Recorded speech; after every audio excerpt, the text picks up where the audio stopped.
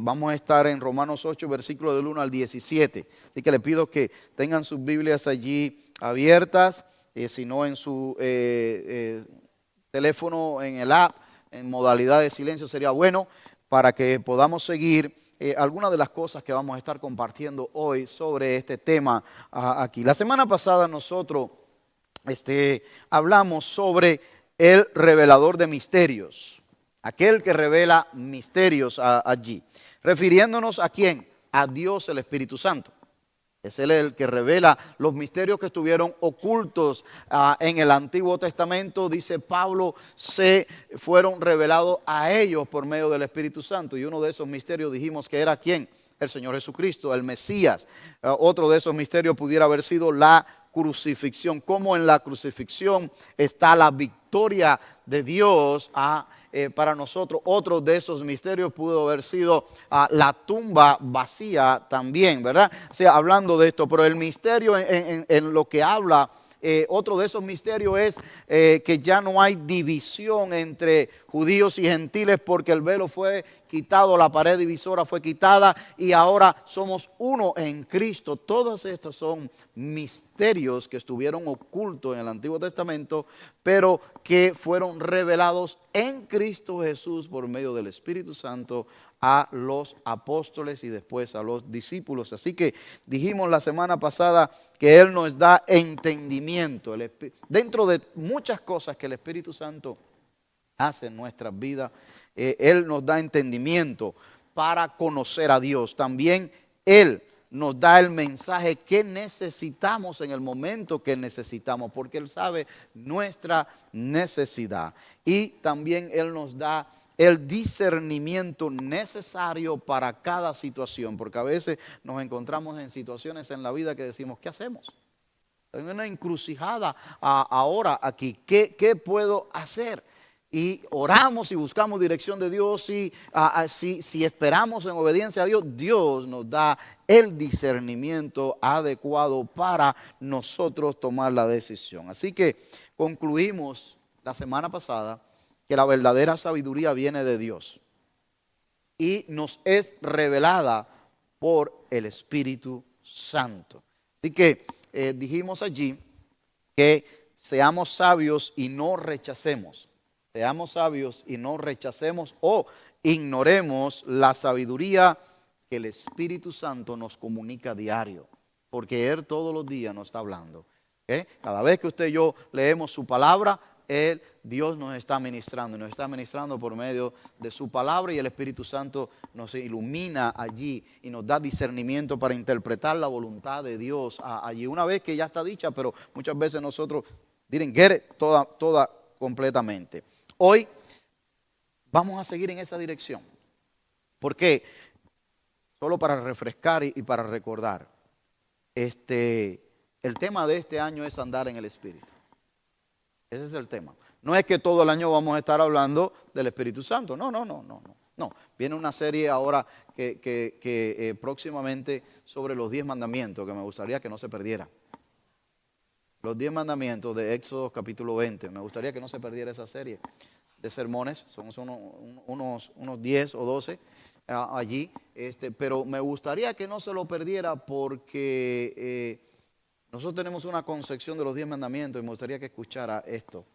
Así que le exhorto y le animo y vamos a estar diciendo cuando ya mismito va a empezar ahí. Así que con esto lo que quiero decir es que no todo el tiempo vamos a estar hablando de esto. Pero ahora sí estamos hablando, o por lo menos cuatro sermones estamos hablando sobre el Espíritu Santo y su actividad en nuestra vida. Y el tema de hoy es el poder para vivir libre.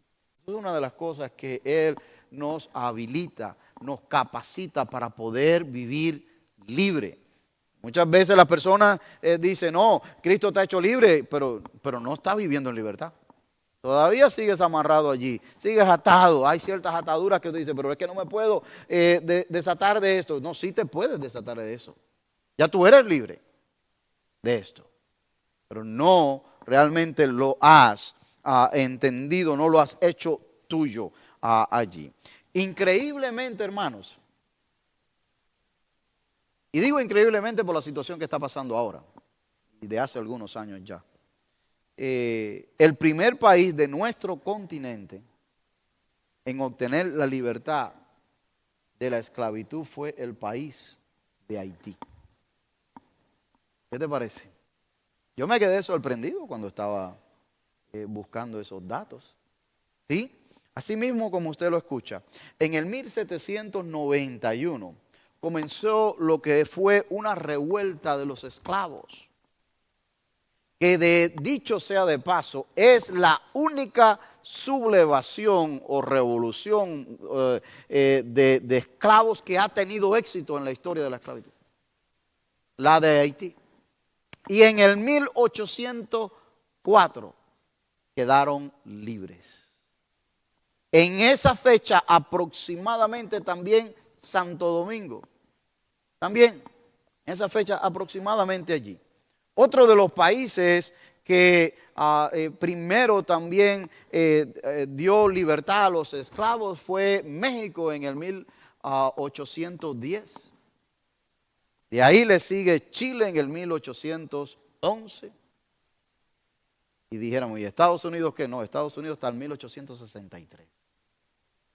Hasta el 1800. Y de eso usted sabe cuando vemos un poco de la historia de acá de Estados Unidos. Pero déjame decirle la mejor parte. Déjame decirle la mejor parte. Hace más de 2000 años, alrededor del 33. Alrededor del 33, allí, Dios firmó una declaración pública, la Carta de Libertad nuestra, y la firmó con sangre en la cruz del Calvario allí, para que podamos nosotros ser libres y vivir en libertad y nunca más ser esclavos de nadie. Eso es lo que Dios ha hecho y es lo que el Espíritu Santo te habilita y te da el poder para que podamos vivir en libertad, no siendo esclavos de nunca más, de nada más en nuestras vidas, de nada más. Porque mayor es el que está en nosotros que el que está en el mundo. Porque al que el Hijo ha hecho libre, ese será entonces verdaderamente libre. Porque conoceréis la verdad y la verdad os hará libres.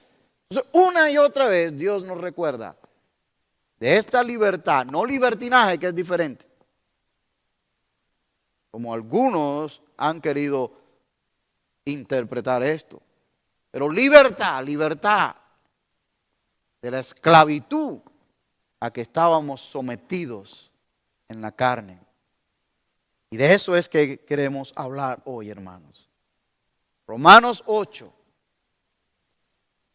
Un pastor amigo una vez me dijo, y los que vivían en el sur van a reconocer este término. Me dijo, Romanos 8 es el plan 8 de Dios. El plan 8 de Dios, ¿verdad? Allí está todo, en Romanos 8. Es uno de los capítulos más maravillosos de toda la Biblia. Profundos también, por supuesto. Es la carta magna del cristianismo. En teología es profunda esta carta, pero es maravillosa realmente allí. Mire, observe usted cómo comienza en el versículo 1. Mire cómo comienza allí, dice, ahora pues ninguna condenación hay para los que están en Cristo Jesús, los que no andan conforme a la carne, sino conforme al Espíritu. Y sabe que la base para esta hermosa seguridad aquí de que no hay condenación, ¿dónde está? En la sencilla frase, en Cristo. Ahí está. Ahí está la base para la seguridad del creyente. En Cristo, fuera de Él, nada. Libertad en Cristo. Perdón de pecados en Cristo. ¿Te das cuenta? En Cristo, pero no solo ahí. Mire cómo cierra el capítulo 8. Mire cómo cierra el capítulo 8 allí en el versículo 39. Uno de esos versículos que a todos nos gusta, que nos encanta. ¿Cierto? Dice allí, ni lo alto ni lo profundo, ni ninguna otra cosa creada nos podrá separar del amor de Dios que es en Cristo. En Cristo Jesús. Así que la carta comienza con que no hay condenación y termina con que no hay separación. Qué maravilloso. Qué mejor manera de concluir. Y lo que hay en el medio es espectacular.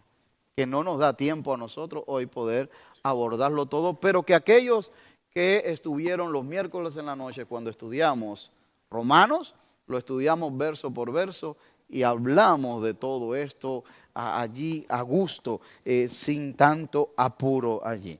Mire, hermano, el capítulo 1, por ejemplo, cuando usted va ahí a Romanos, solamente le voy a sintetizar algunas cosas, pero el capítulo 1 de Romanos, el hombre es culpable. Eso es parte de lo que tiene el capítulo 1 de Romanos. No importa quién sea, si eres judío o griego, no importa quién sea, eres culpable allí. Capítulo 2, el juicio de Dios juzgará a todos los hombres. ¿Y sabe qué? Serán hallados culpables. Serán hallados culpables. Capítulo 3 dice allí el tema, no hay justo ni uno. Dice el versículo 10. Más el versículo que todos conocemos de Romanos 3:23, por cuanto todos pecaron, están destituidos de la gloria de Dios. Capítulo 4, la promesa que le fue dada a Abraham no fue por la ley, sino por la fe, porque Abraham es antes que la ley. ¿Te das cuenta? Es hermoso esta carta. Estoy nada más yendo por cada capítulo rapidito. Capítulo 5, la paz para con Dios viene como resultado de la fe en Cristo. En Cristo. Capítulo 6, siervos de justicia, no siervos del pecado. Capítulo 7, la ley me condena, me muestra el pecado que hay en mí. Y versículo 7, y no me da solución. Ahí lo deja Pablo en el capítulo 7. O sea, la ley en Éxodo me condena, me muestra lo que está mal en mí. Eso es lo que Pablo viene abordando. Dice, yo no sabía lo que era pecado hasta que la ley me dice una prohibición, no hagas esto. Claro, hay una ley moral que te gobierna también, que intuitiva que te dice, esto no se debe hacer. Pero ya cuando viene con la ley establecida por Dios a través de su siervo Moisés en Éxodo y la da como un parámetro para regir al pueblo, como un ayo para guiarlos a que sepan que por la ley ninguno podía ser salvo. Entonces Pablo viene hablando y expresándole esto a los romanos. Capítulo 1 hasta el 7. Cuando llega allí al 7. Pablo llega a una conclusión. Pablo llega a una conclusión en el versículo 24 del capítulo 7. Y mira la conclusión de Pablo. Después de venir analizando todo esto con ellos y compartiendo, le dice, miserable de mí. Qué tremendo, ¿eh? ¿Quién me librará de este cuerpo de muerte? ¿Quién? Si por la ley estoy condenado, por la ley continúo en pecado, por la ley no me puedo justificar delante de Dios, por la ley realmente llego nada más a ese conocimiento de que siempre me quedo corto y corto y corto delante de Dios. Y él dice, miserable de mí. Pero automáticamente, en el versículo 25, él mismo da la respuesta. Y dice, gracias doy a Dios. ¿Por quién? Por Jesucristo, Señor nuestro. Así que yo mismo con la mente sirvo a la ley de Dios, más con la carne a la ley del pecado. Él se encontró con ese dilema. entre la mente, el corazón y el cuerpo. El cuerpo lo seducía al pecar. No estoy hablando de pecados sensuales ni nada de eso. Cualquier otro tipo de pecado. Pecado es pecado. ¿Ok? Lo llevaba cautivo al pecado. Pero en su corazón quería agradar a Dios, adorarlo, servirlo con integridad. Y había una lucha que después él la expresa también en los Corintios, de esa lucha allí, hermano. Pero gracias a Dios que el misterio oculto en el pasado fue revelado. Fue revelado.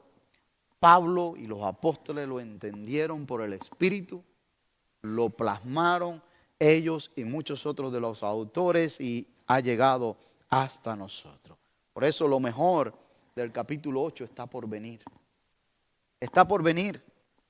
Y de hecho ya el Señor Jesucristo, antes de su crucifixión y ascensión, lo había prescrito.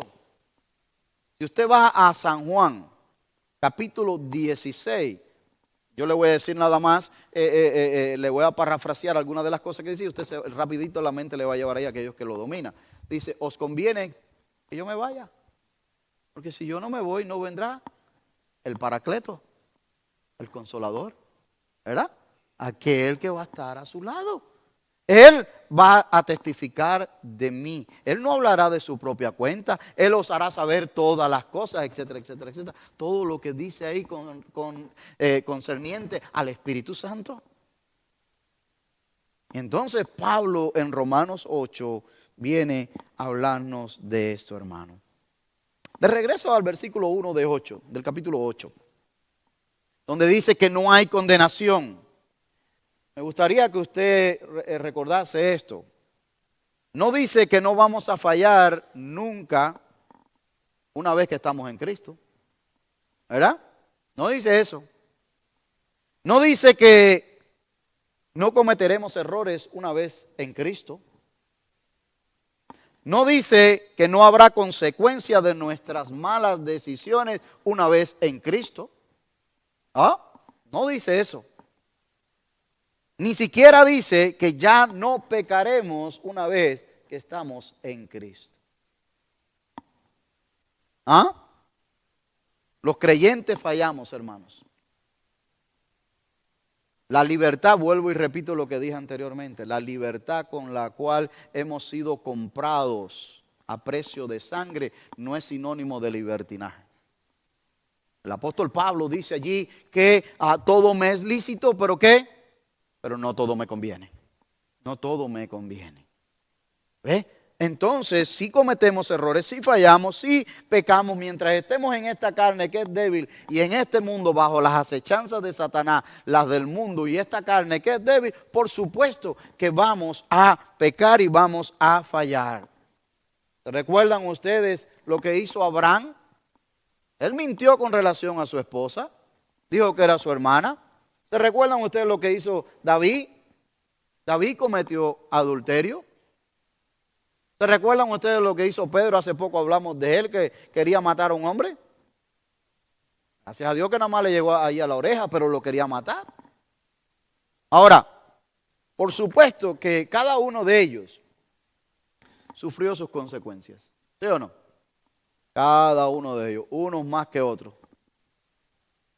Pedro lloró amargamente. David le costó tremendo problema familiar aquello. Que lloró mucho, le angustió demasiado. Abraham también tenemos una situación hoy en el mundo, en parte, involucrado esto. ¿Qué es lo que te quiero decir con esto? Que los cristianos, creyentes, fallamos, cometemos errores allí. Pero ¿cómo encaja Romanos 8.1 en esto? Lo que está diciéndonos aquí el apóstol Pablo, lo que le dice a los romanos y por consiguiente a nosotros también, hermanos, es que no nos vamos a escapar de las consecuencias de nuestras malas decisiones. pero a pesar de ello no hay condenación para los que están en Cristo. En Cristo. Eso es lo que está diciendo el apóstol Pablo aquí. Y fíjense cómo él enlaza en el versículo 1, porque el versículo 1 comienza, ahora pues, ¿cierto? Eso es un indicativo de que de una conversación que viene atrás. Recuérdense, no habían capítulos y no habían versículos. Eso fue añadido después. Así que esto continúa con el tema que él viene desarrollando algunos dicen que viene desde Romanos capítulo 3, esa idea de pensamiento, hasta que llega al 8 cuando dice, ahora pues, ahora pues allí. Dice que la ley no es mala, no es mala, pero una vez que la ley viene, la ley deja saber lo que es malo. Entonces se convierte en pecado el ir en contra de esa prohibición. Esto es lo que él viene diciéndonos aquí. Él se encontraba en esa lucha. Y cada cristiano yo creo que nos encontramos a veces en esa lucha. Porque sabemos lo que Dios espera de nosotros. Porque sabemos lo que Dios desea de nosotros. Porque inclusive hasta nosotros queremos. Pero llega el momento cuando de actuar y no actuamos como deberíamos. No estoy diciendo siempre, estoy diciendo de vez en cuando. ¿Ve? Y no actuamos como deberíamos allí. Pero esto de Romanos 8:1, no hay condenación, es maravilloso.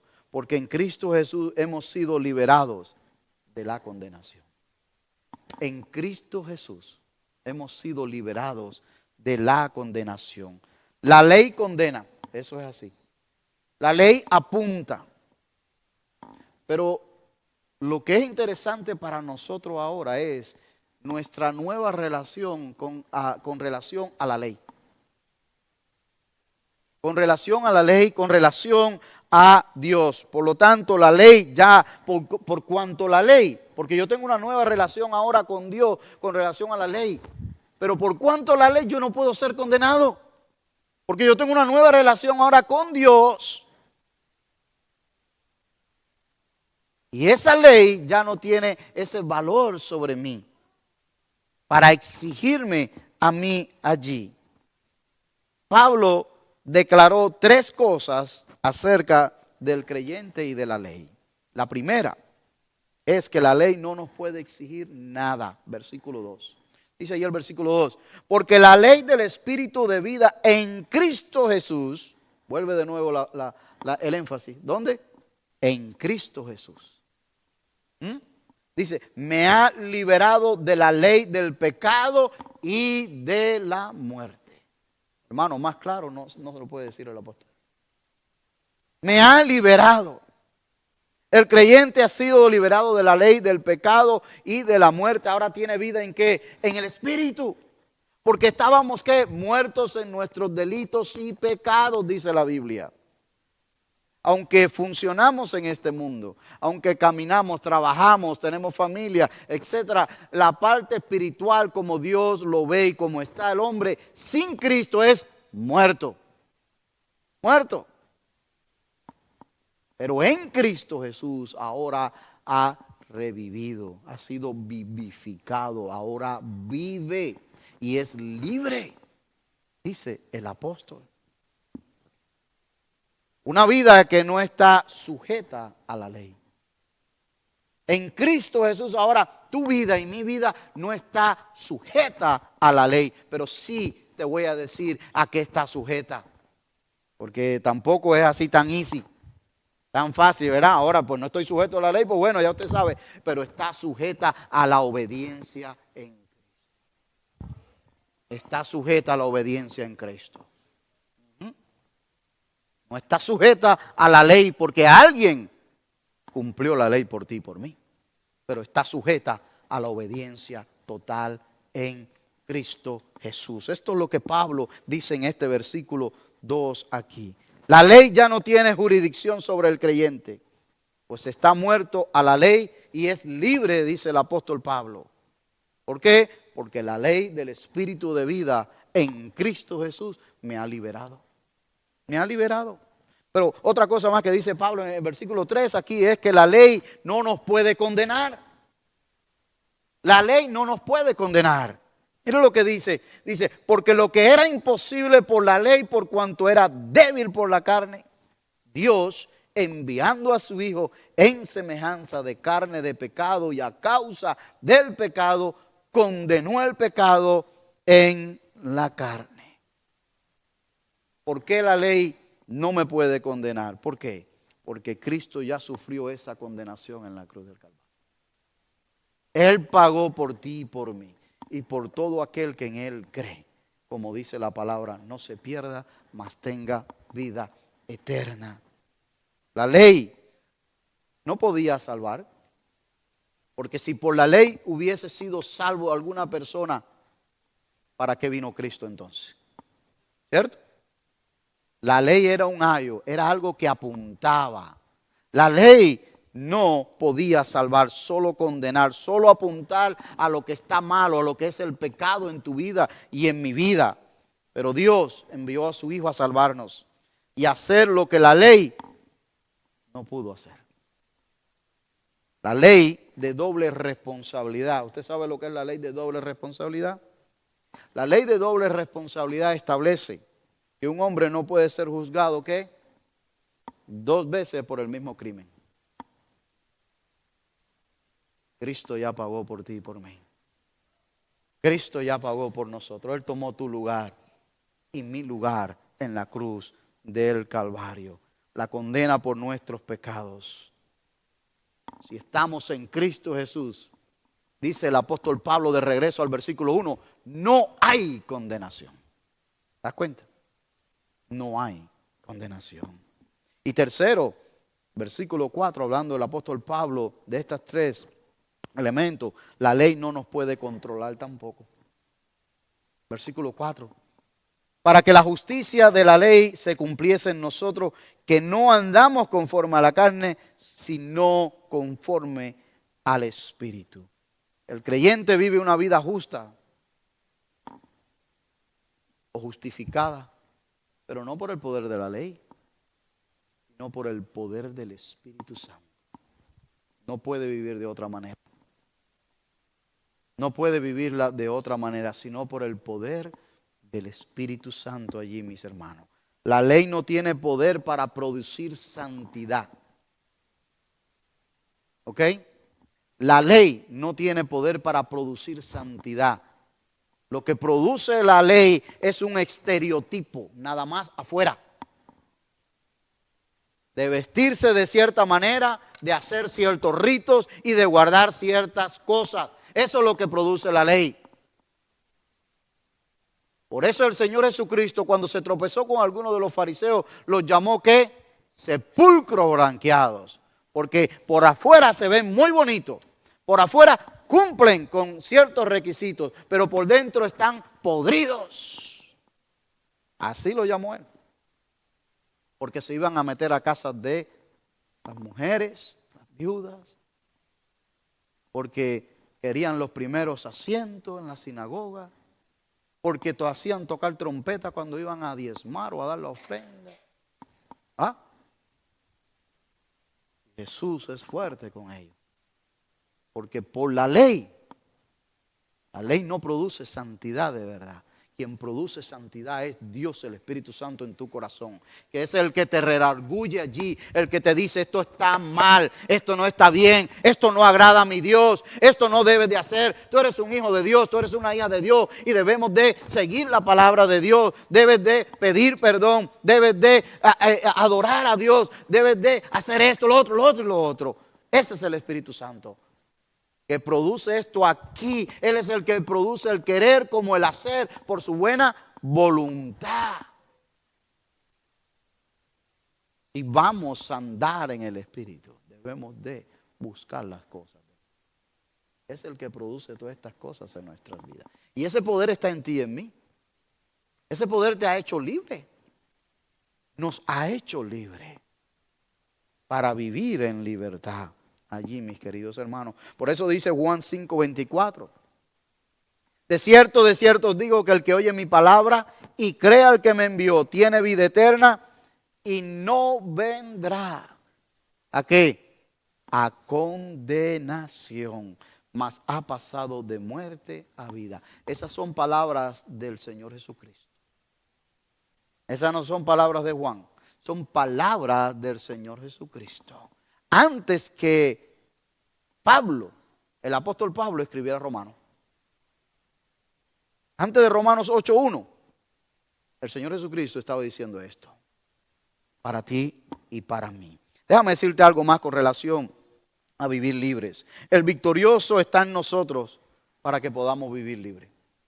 Una persona no va a poder experimentar la verdadera libertad por sus propias fuerzas. No va a poder. Por más que lo metan en un programa, por más que lo pongan donde sea, no va a poder experimentar lo que es la verdadera libertad por sus propias fuerzas. Tiene que ser con la ayuda sobrenatural del poder de Dios, el Espíritu Santo, en nuestras vidas. Ahí entonces podemos experimentar la libertad y podemos vencer aquello que nos estaba deteniendo, aquello que nos estaba atrapando allí, que no nos dejaba mover con libertad, con gozo, con paz en la vida cristiana.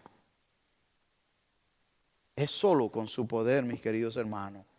Pablo reconoce eso en su vida y él sabe que no es por sus propias fuerzas.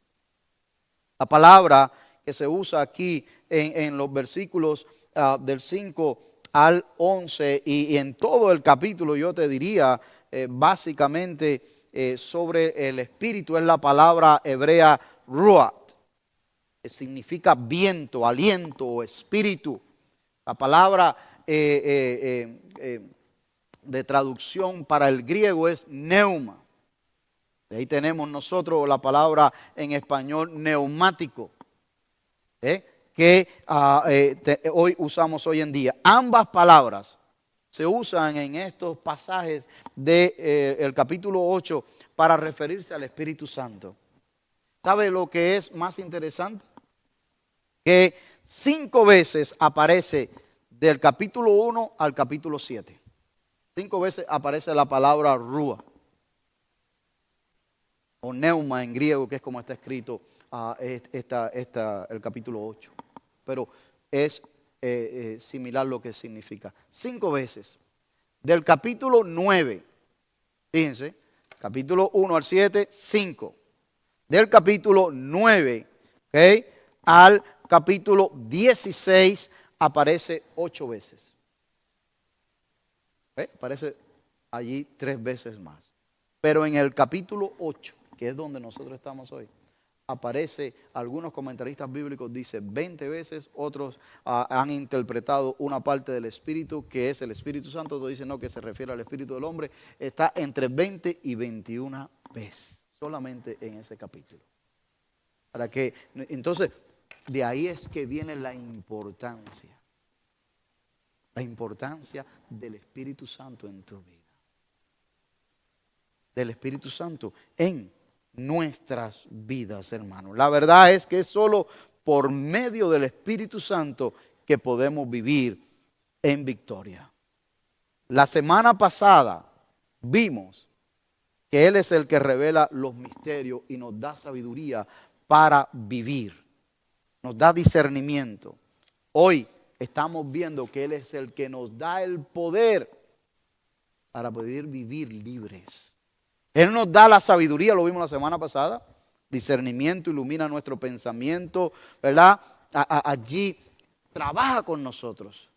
Hoy estamos viendo que es quien nos empower, nos da el poder para overcome, para sobrellevar, para vencer allí aquellas dificultades, aquellas cosas que nos están deteniendo en la vida, hermano. Déjame decirte algo.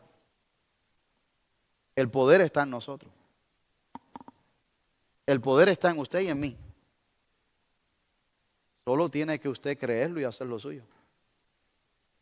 La palabra de Dios dice allí en Hechos capítulo 1:8, usted lo ha escuchado anteriormente o no. ¿Qué fue lo que dijo ayer el Señor Jesucristo? ¿Y recibiréis qué? Poder. ¿Cuándo? Cuando haya venido sobre vosotros el Espíritu Santo. Entonces quiere decir que el Espíritu Santo te habilita, te capacita, te llena, te da ese poder para que usted pueda vencer. Pero eso no es una cuestión de que un día yo hoy quiero vencer ahora porque tengo una emergencia. ¿Sí o no? Porque muchas veces tenemos ese estilo de cristianismo.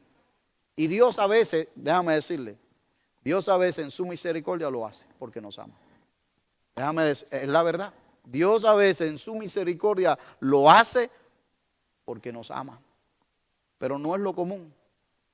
Porque Él dice, no, mi hijo, mi hija, yo no quiero, ese no es el estilo de vida que yo diseñé para ti.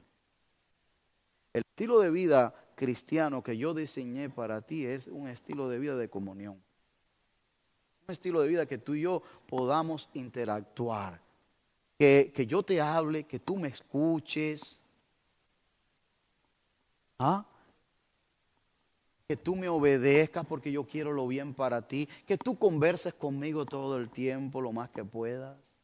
Que tú me sirvas.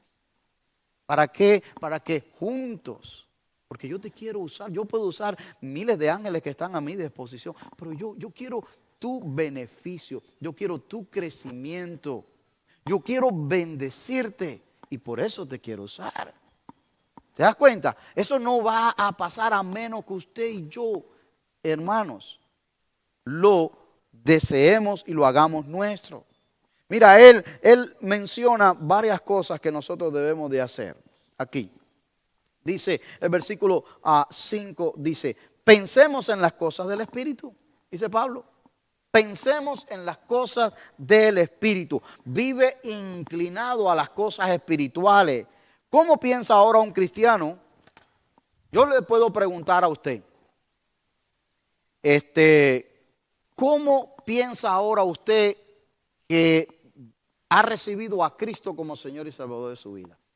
No me tiene que responder, solamente para que usted piense.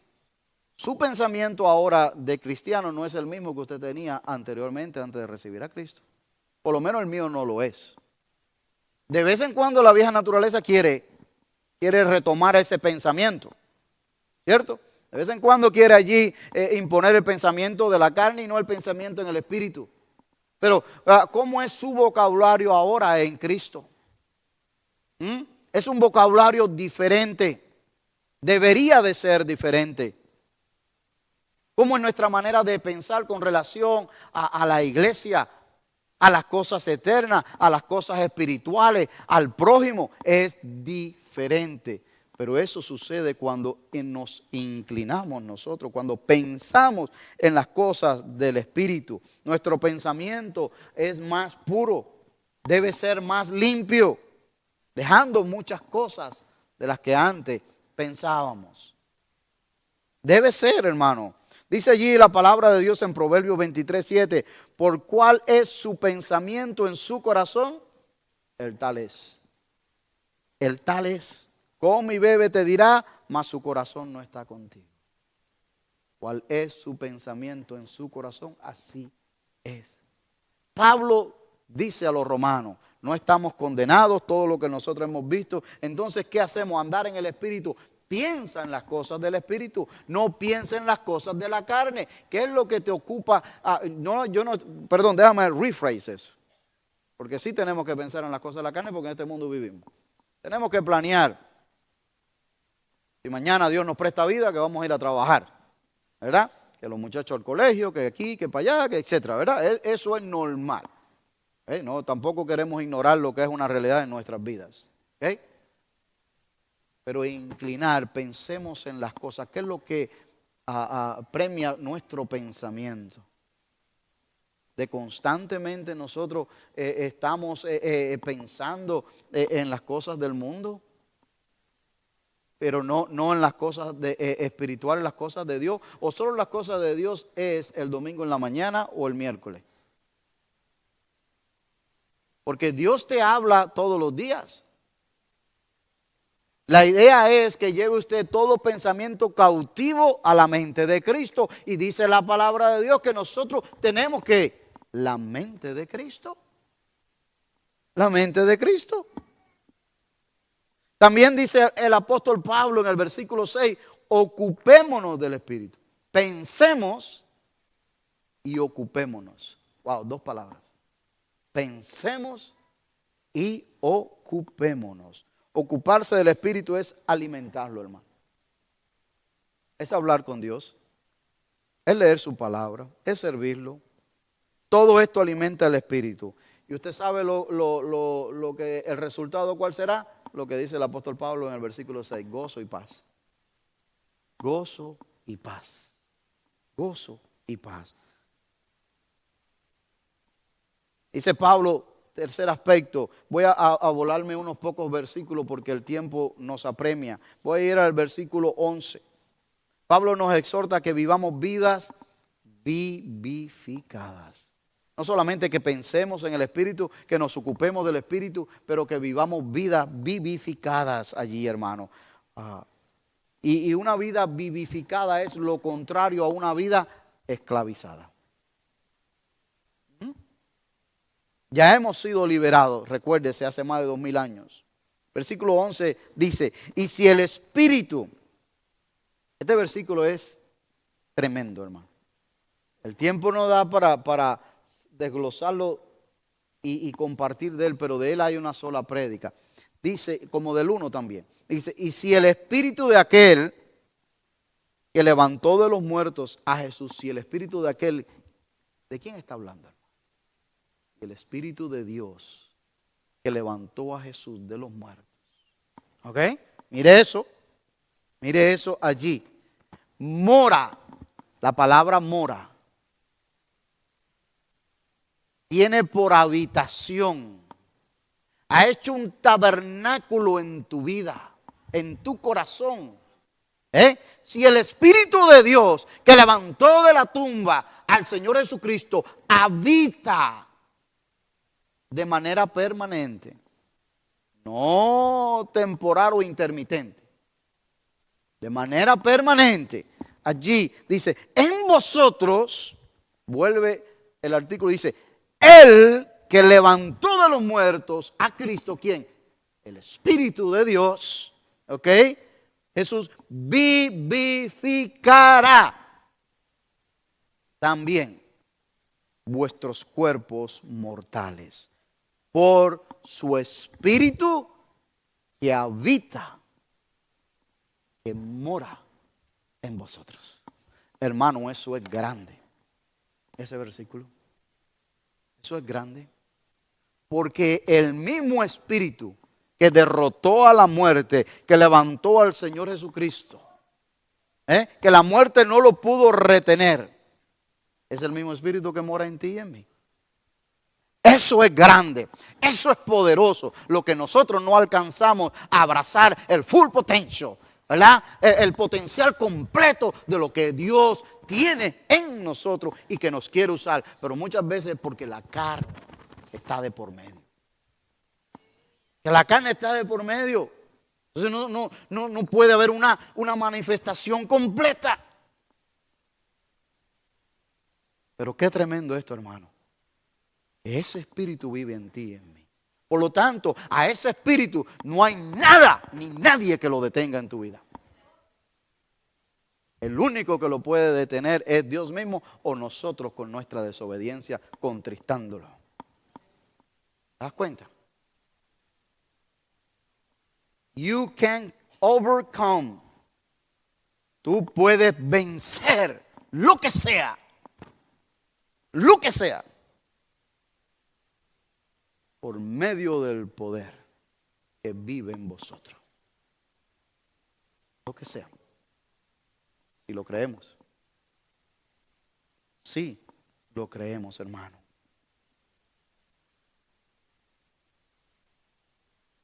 Si Dios te ha libertado, no hay por qué seguir ahí. Viva libre. Viva libre. Ya eres libre. Eso dice Juan capítulo 8, versículo 36. Así que si el Hijo os libertare, seréis verdaderamente libres. Verdaderamente libres. Y déjame y termino con el tercer aspecto de los versículos 2 al 7. El testimonio del victorioso. ¿Ya? Dice que el Espíritu de Dios, somos guiados por Él. Versículo 14, versículo 16. Dice, porque todos los que son guiados por el Espíritu de Dios, estos son ¿qué? Hijos de Dios. El Espíritu de Dios testifica. Y eso es parte. Esto es parte de la identidad del cristiano. Cuando usted oye hablar de la identidad del cristiano, usted ha oído hablar de, ¿verdad? Que es bueno que el cristiano sepa su identidad. ¿Cierto? Y muchas veces nos refieren a, o nos referimos, o yo refiero a Efesios capítulo 1, que es donde más concentrado está la identidad del cristiano. ¿Qué es lo que se quiere decir por identidad del cristiano? ¿Quién tú eres? ¿Quién yo soy? En Cristo, ¿cierto? Pero esto de Romanos 8 también va a la par con ello. Allí está más concentrado, pero aquí está parte de ello, ¿ok? Porque dice que somos hijos de Dios. Y si somos hijos, no somos esclavos. El Espíritu de Dios dice que hemos sido adoptados. Y déjame decirle, hermano, algo con relación a eso. Recuerde, Pablo le está escribiendo a los romanos. ¿Okay? Se entiende que Pablo, algunos dicen que él no había llegado a Roma todavía. Él está escribiendo a los romanos, pero Pablo domina la cultura, domina el idioma y domina la cultura. Y él está escribiéndole a los romanos. Los romanos entendían el concepto de adopción muy bien, porque en el concepto de adopción de los romanos, una vez que un ciudadano romano fuese ciudadano por adquisición ciudadanía o natural, hacía una adopción. Ese hijo o esa hija adoptiva tenía los mismos privilegios y derechos como el que era nacido en casa. Y de hecho, cuando había las reparticiones de los bienes, heredaban a partes iguales. No por ser adoptado, heredaba menos. Heredaba a partes iguales. Así que cuando Pablo habla en un contexto de griego romano, en esa cultura, y dice, y hemos sido adoptados de Dios, tenemos el mismo derecho de aquellos de casa llamados Israel. El mismo peso allí, hermano. Pero también dice el apóstol Pablo que el Espíritu de Dios, en el Espíritu de Dios tenemos una herencia que Dios nos ha dado. Herencia en Dios y coherederos con Cristo, dice aquí el versículo 17. Y si hijos, también herederos, herederos de Dios y coherederos con Cristo. Y es que padecemos juntamente con Él, para que juntamente con Él seamos glorificados. Hermano, el poder que habita en usted. O sea, usted y yo podemos vencer, pero no por nuestras fuerzas, sino por el que habita en nosotros. Porque el que habita en nosotros nos ha adoptado, nos ha guiado, nos ha hecho sus hijos. Y dice allí en Efesios capítulo 2, y nos ha sellado también. Somos propiedad de aquel que nos ha comprado con su sangre, hermanos. Mire cuántas cosas maravillosas el Espíritu. Hermano, pudiéramos estar hablando del Espíritu Santo aquí largo y tendido. Largo y tendido de todo lo que Él hace. Solamente estamos hablando del capítulo 8, del poder que habita en nosotros aquí. Así que lo voy a dejar con estas tres cosas para recordar. Primero, ya no hay condenación para los que están, ¿qué? En Cristo. Pero fíjense, hay algo interesante en ese versículo 1, que yo no hice tanto énfasis, pero que quisiera que se lo lleve a casa en esta parte final. a los que andan conforme al Espíritu. ¿Ok? Y de hecho, Pablo hace la salvedad, no conforme a la carne en el versículo 1. ¿Ok? Muy importante eso. No hay condenación.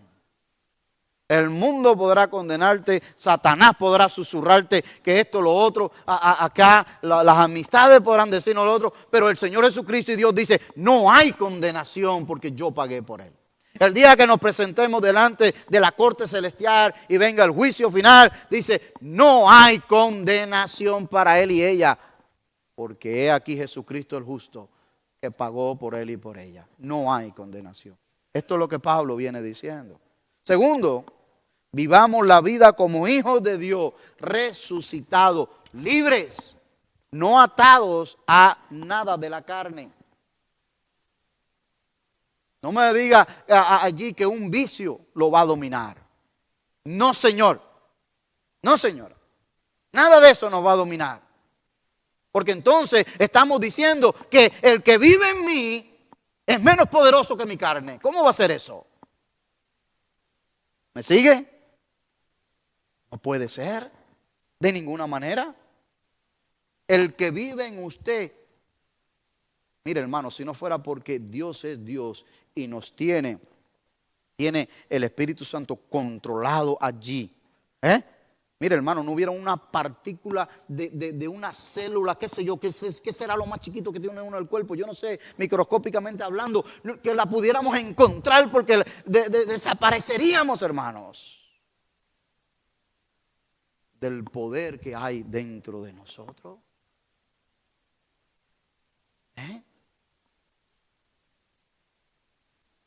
Pero es para los que andan conforme al Espíritu. Y tercero, el poder para vivir libre no es tuyo ni es mío, es del Espíritu Santo. No es tuyo ni es mío y tenemos un monopolio de ello, es del Espíritu Santo. Cuando andamos en comunión con Él, vamos a experimentar la verdadera libertad. Vamos a andar libres, libres totalmente. Yo no puedo cerrar sin esta meditación, que es una pregunta. ¿Qué te impide ser libre hoy? ¿Qué le impide ser libre hoy? Tal vez usted nunca ha tomado el paso de fe. Usted ha oído hablar del Señor Jesucristo, de Dios, de la iglesia, de los evangélicos, de la denominación que sea, la que sea. Aquí no estamos hablando de una religión, estamos hablando de una relación con Dios. ¿Por medio de quién? De su Hijo, nuestro Señor Jesucristo. Dice, a mí me gustaría experimentar la verdadera libertad, porque hay cosas todavía en mi vida que tienen cierto control. Todavía me cuesta liberarme de esto. Yo quiero pedirle hoy a Cristo que entre en mi vida y me haga verdaderamente libre, porque yo quiero vivir libre. Quiero vivir libre para Él. ¿Habrá alguien que hoy dice, ¿sabes qué, hermano? Verdaderamente,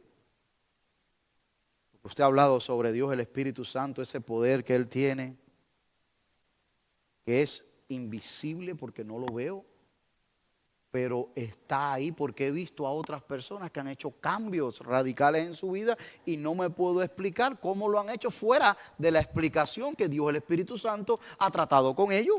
No hay otra manera, ¿verdad? He visto testimonios que realmente son admirables, algunos hasta increíbles. Yo desearía que algo de esto pase en mi vida. Pues déjame decirte, eso solamente puede pasar por el poder del Espíritu Santo en tu vida. ¿Y cómo puede llegar el Espíritu Santo a tu vida? Recibiendo al Señor Jesucristo hoy como Señor y Salvador. Mientras la iglesia allí ora y habla con Dios por medio de su Espíritu, conversa con Él, hoy te quiero extender esa invitación. con esa pregunta, ¿verdad? ¿Qué te impide ser libre hoy? ¿Querrás hoy recibir al Señor Jesucristo como Señor y Salvador de tu vida? Ahí donde estás, ahí donde estás.